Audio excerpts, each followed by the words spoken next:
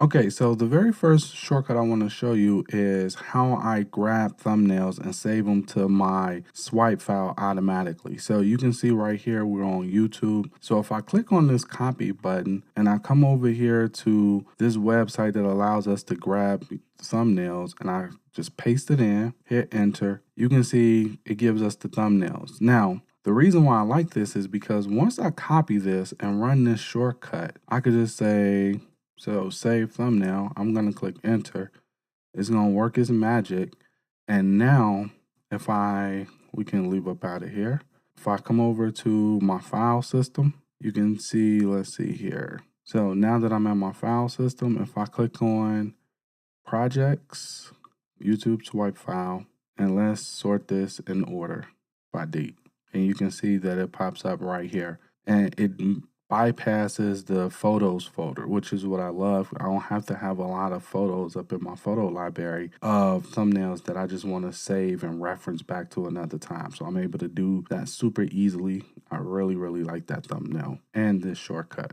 Okay, so the next shortcut is a fun one, honestly. It's something that I do when I'm at the movie theaters or if I'm watching a movie with my girl or something like that, and I see a movie star that I haven't seen in a while, or I want to get to know a movie star, then I'll do a quick search to see what their net worth is and learn a little bit more about them. So let me show you that shortcut.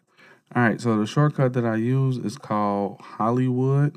It's right here. So I'm just gonna hit enter. I'm gonna paste in Bernard, and he used to be the richest person in the world. I don't know if that's still the case or not, but let's see. I'm gonna say done, and you can see right now, well, guess he's not the richest at 2.16 billion. Elon Musk is at 2.10.3. These are some insane numbers, but I like running this shortcut because as you can see, it says, what is Bernard net worth? And the cool thing about this is if it's something you Google all the time, you can easily modify this search to give you exactly what you're looking for if it's something you ask all the time. For me, asking for net worths and stuff like that, I don't know why, but that's something I do all the time when I'm watching a movie. Another useful shortcut that I use all the time is character counter, meaning that usually if I'm doing a headline for YouTube or some type of text and I need to know how many characters it is, I run a quick shortcut because I hate going over there thinking I got it right and then it's saying I reached my limit.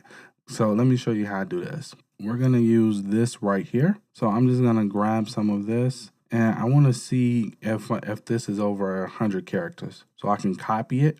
Then after that, I can come over here and I can say character counter, which is right here. And it'll tell me it's 82 characters. So I know if I wanted to publish this, I could.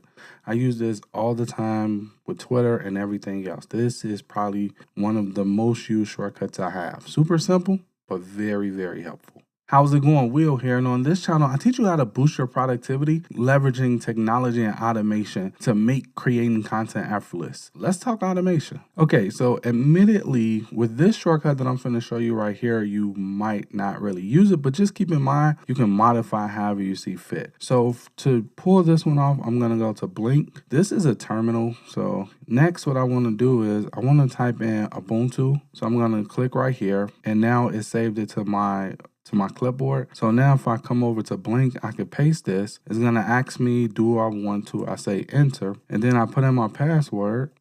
And now you can see that I've connected to my terminal or my Linux terminal, which is an Ubuntu. So the cool thing that I like about this is this right here, this long IP address, I don't have to memorize that. And the cool thing about it is all I have to do is run that shortcut no matter what device I'm on, and it's going to give me the correct IP address. Personally, I really like this. Now, I know you could use it for like anything you want. It doesn't have to be an IP address. It could be an extremely long password that you don't have in your password manager. It could be anything, a sentence, anything. I like this because I use this all the time. Simple one-liner. So I'm going to exit this section and we're going to clear this and we're going to move on to the next one. Okay, so for me, with everything that I have going on in my life right now, I have to stay grounded. And one of the ways that I stay grounded and to make sure I don't become overwhelmed with all the projects and all the things that I want to do on top of working my full-time job and everything else that I have going on is I do what's called brain dumps. So let me show you what I mean. If I click right here and I say brain dump, OmniFocus, which is right here, this allows me to clear everything out my head get it on paper so I can mentally let it go and and focus on whatever I'm doing. So I could say to do 1, we could say to do 2, we can say to do 3, we can say to do 4, to do 5, and let's say that's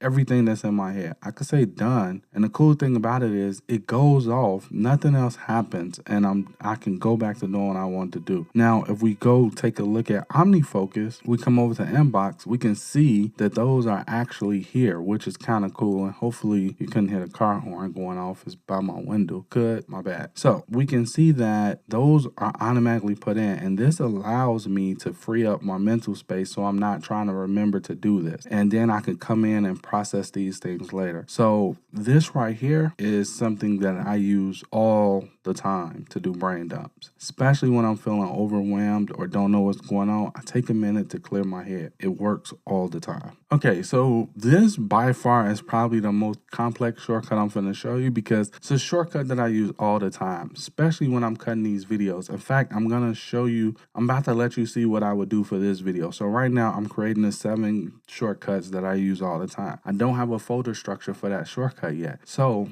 this is how I would do it. I would come over here and I would say new video folder, new video folder. It's technically supposed to just be new video folder, but since it's shared, this is the one I'm gonna share with you. So we're just gonna use it. So once I do that, I'm gonna say 7 shortcuts. I'm gonna say done. And now if we come back over to my file system, all right, and we can see right here, here's a video folder right here. Now the cool thing about this is this is in Dropbox, but once you can see it has all the folders I need in here. And it also added the date to it. As you can see right here, it adds the date of when the folder was created. And in front of it, it has the folder name, which is 7 shortcut. Now, what I really like about this is I have Hazel watching this specific folder say new video project, and once I open on my laptop, it's automatically gonna move this folder from Dropbox to my active projects folder on my laptop, which is pretty cool. Okay, so this shortcut that I'm finna share with you is my #1 most used shortcut, because when it comes to searching for shortcuts,